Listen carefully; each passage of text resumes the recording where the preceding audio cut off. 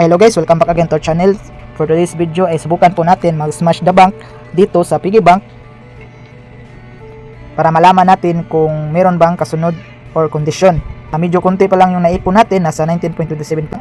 Gusto ko pa sanang mag-ipon dito, subalit meron na pong mga nag-comments or madami na pong nag-comments sa Facebook kung meron bang kasunod dito.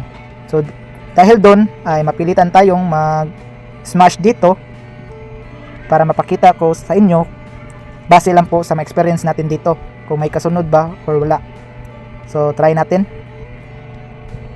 So dito sa piggy bank ay meron po tayong 19,270. No, nasa 19 pesos po ito. So medyo konti pa lang, no.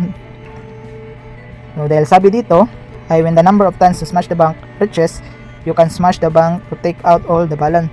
So try natin kung legit po ba itong sinabi dito. Once na-smash natin ay makukuha natin itong 19,270 once na-smash po natin ito. So try natin.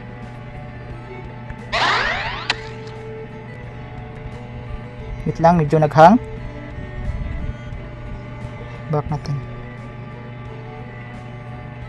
Ayan, na 0 na po siya.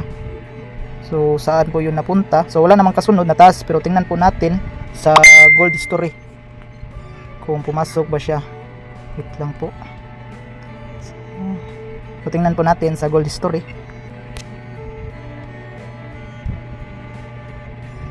Dito sa gold coins details, tingnan po natin. Okay, ayan po siya sa gold coins details. Smash the piggy bank ay pumasok naman sa coins ko ang 19,270. So wala po siyang kasunod. So based lang po sa experience ko dito na walang kasunod po na or walang condition once ma-smash po natin. So based lang po sa experience ko ito na wala kang sunod nga task sa akin. Hindi ko po alam kung baka sa inyo meron.